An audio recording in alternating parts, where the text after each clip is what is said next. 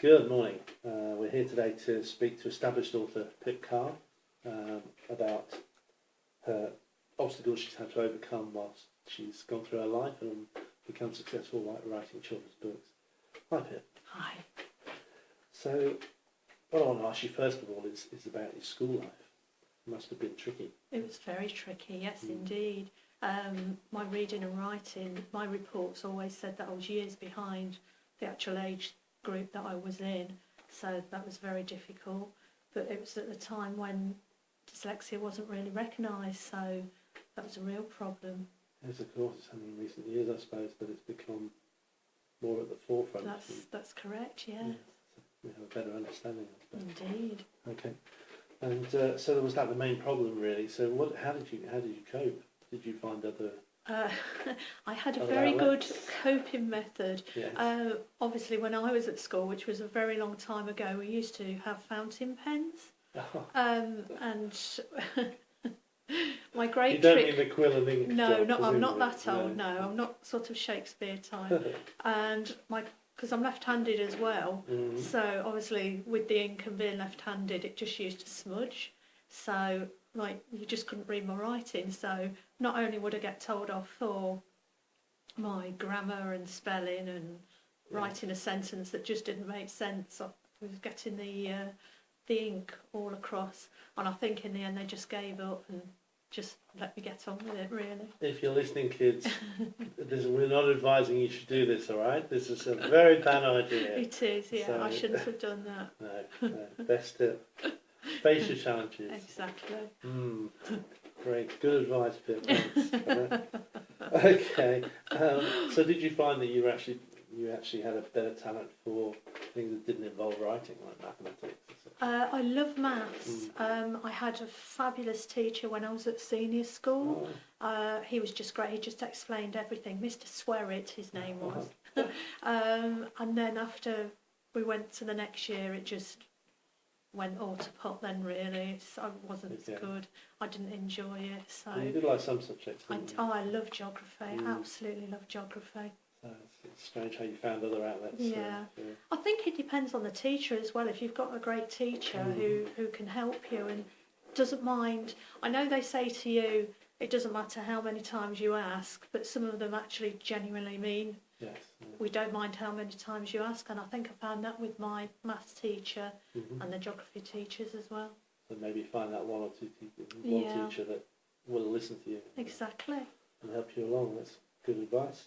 Okay, and so what obstacles have you had to overcome to achieve your success, presumably? Dyslexia is part of that. The dyslexia has been a major issue, really. I will tell you a story. When I was at work, when I first started work, we used to have typewriters, and I had to type invoices, and my supervisor gave me an invoice that I'd typed 5 times. It's now covered in Tipp-Ex. And kept saying the address is wrong, and I was looking at it and I thought, there's nothing wrong with it. And then I'd looked at the clients, where the client had written their address, and I couldn't see any different. But what it was, the address was Buckingham Place, but I was putting Buckingham Palace, obviously. But obviously Mr. and Mrs. Smith didn't really live in Buckingham Palace. No, and I couldn't see. I just thought it was perfectly all right. But so you just kept putting liquid paper over the top. Yeah. Okay, fair enough. It's better than the smudging you used to do at school. That's true, yes. So fair enough. Okay, well, but when it came to writing your book then, there must have been an added problem, let alone being creative. It's hard enough without dyslexia to add to your issues. Well, did you find that particularly stressful? It's taken me 3 years to write 53 pages, yeah. Was that 1 page a month or something? Yeah. Did you do that in a word processor? Or? Yeah, a word processor, and then obviously it's family, how do you spell so-and-so. Spell check is your friend, huh? Spell check is my friend indeed, apart from if it's Americanised, because, the Z and the S's. Yes, very much so. And do you find that you've improved because of, for instance, writing a book, you're seeing those spellings coming up all the time? Do you think that helps? I think it's highlighted the Z and the S.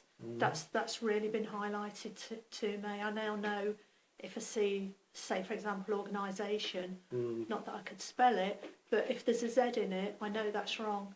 I know, Okay, yes. you know, for England, it's an S. Okay. So everyday words you struggle with, but the big words like that, Yeah. you recognise it's American. It's weird, yeah. My goodness. Okay, fair enough. Okay. And so, on a day-to-day basis, do you find it? What's it like having dyslexia? Well, I'll give you a description. It's a very basic description. We'll take the word "the" because I can spell "the" just about. When you're trying to spell a word in your head, you can see THE. When I think of a word, it's just letters wandering around and just a fog. So you want to go into your brain and get these letters and put them, you know, THE, but they're just all jumbled up and floating around. So that's a problem. Well, it's always going to be an issue, I suppose. But when did you first find out? I didn't know until obviously a lot later on in life, which obviously was quite, you know, I was just quite happy ticking along and then found out. It must have given you some form of satisfaction, or at least, you know, validation, justification. Yeah, it was a validation, and because all the years at school and going to work, I was slow. You know, I was slow. But then I thought, hey, I'm not slow. I've got this problem, and that was great. I went to college in my 40s. Yeah, so. Yeah, I did psychology, so... And that was because you got your confidence back, because you realised there was a reason for this problem, and it wasn't that you... That's right. I thought, I'm not stupid, I'm going to choose the hardest course. So that's what I did. Fantastic. And now you've written a book. Yes, I have. And you have another... actually, you've got another one written too, I believe. I have, but this is the first one. I'll just give this a quick plug. It's The Sea Rabbits of Greystones.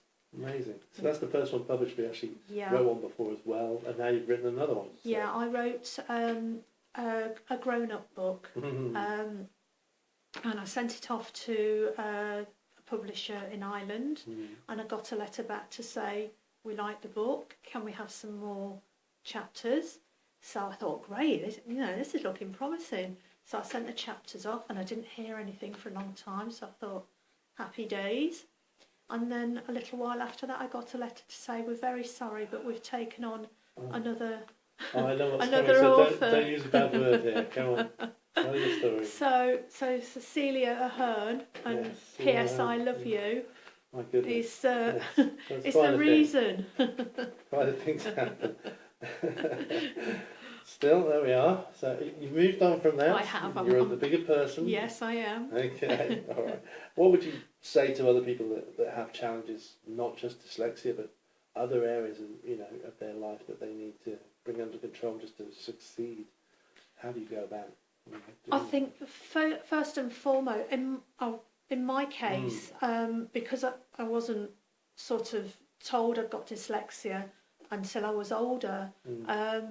If there are problems, if the parents notice problems, teachers notice problems, then they should be checked out or highlighted.